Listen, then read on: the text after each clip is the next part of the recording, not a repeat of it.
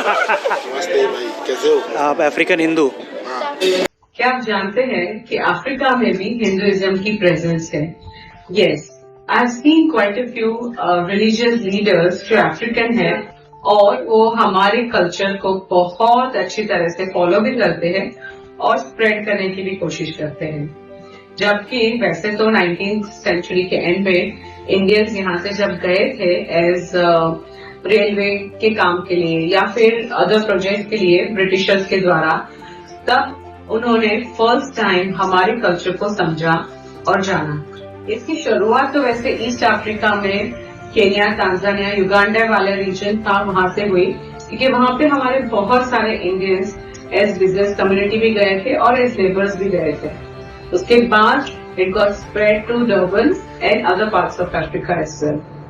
वैसे तो ब्रिटिशर्स ने अफ्रीका में बहुत टाइम तक रहकर बहुत लूट मचाई है, लेकिन जब ब्रिटिशर्स निकल गए तब बहुत सारे इंडियंस आज भी वहां पे रहते हैं। सबसे पहला मूवमेंट घाना में शुरू हुआ, जहां पे घाना मोनेस्ट्री ऑफ हिंदुइज्म बनाई गई और वहां पे घानानंद जी के नाम से एक बहुत अच्छे संत भी हो चुके हैं, जिन्होंने अपने कंट्री में और बाकी अफ्रीकन कंट्रीज में भी हिंदू कल्चर के बारे में बहुत सारे मैसेजेस, डिस्कोर्सेस और बहुत सारे लेक्चर्स भी दिए हैं। वो ज्यादातर yoga, vegetarianism, spirituality, Indian way of life, Indian food, Indian lifestyle, वो सभी कुछ घाना में रह के प्रमोट भी करते हैं और लोगों को भी सिखाते हैं। उसके बाद इस्कॉन ने बहुत अच्छा एफर्ट डाला है, जिसकी वजह से इस्कॉन में बहुत सारे अफ्रीकन आज की तारीख में जुड़े हुए हैं। और अब जबकि मैं बहुत सारी ऐसी वेजिटेरियन सोसाइटी में मेंबर हूं, तब मुझे पता चला कि ये लोग नाइजीरिया, घाना और अदर कंट्रीज जो है, वेस्टर्न अफ्रीकन कंट्रीज है, वहां पे इसके सारे प्रोजेक्ट जो वेजिटेरियनिज्म प्रमोट करता है, वैसे प्रोजेक्ट भी आजकल करते हैं। The major reason why African can relate to India is because of the concept of reincarnation and cosmic order. Somehow they also worship nature. They believe in worshipping more than one god. And most surprising thing is that they always had a female as a deity or as their revered goddess. Somehow बहुत सारे African traditional beliefs जो है, जैसे कि Akan people in Ghana, वो somehow बहुत हमारे tradition से मैच भी करती है। वैसे तो कहा जाता है कि भीम ने जो हिडम्बा से शादी की थी, वो हिडम्बा भी इसी रीजन से बिलोंग करती थी। Because of Indian communities eastern Africa में बहुत सारे हिंदू टेम्पल्स हैं।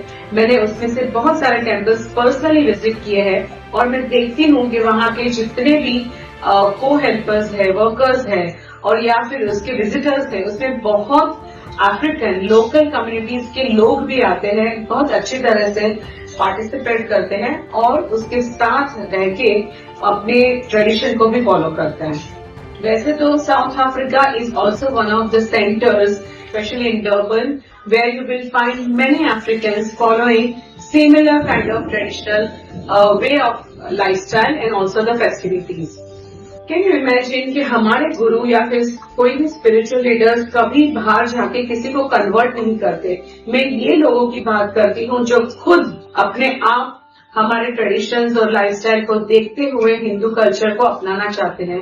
तो थोड़ा बहुत इस तरह का कन्वर्जन भी हमने देखा है अफ्रीकन कंट्रीज में, और वो बहुत सटल, सेल्फ मोटिवेटेड और सेल्फ एफर्ट से हुआ है, नहीं कि हमारे किसी रिलीजियस गुरु ने जाके उनको कोई पर्टिकुलर टाइप की ब्राइड दी हो या कोई ऑफर की हो, उसकी वजह से। सबसे बड़ी बात यह है कि हिंदू कम्युनिटीज है, वहां पे बहुत सारी स्कूल्स, हॉस्पिटल्स, सेंटर्स, ऐसे रिलीजियस सेंटर्स बनाए हैं जिसका मेजर बेनिफिट अफ्रीकन लोगों को जाता है। The whole purpose is that they uplift this African communities जो रूरल सिटीज में रहती है, जिनके पास इतने एम्यूनिटीज नहीं है या फिर स्कूल में बच्चे भेजने की फैसिलिटीज नहीं है।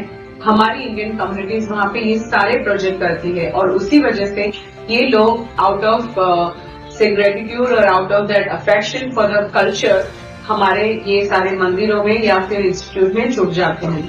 आपका इस बारे में क्या व्यू है, प्लीज हमें शेयर करके बताएं. Right your comments and let us know what you think about it.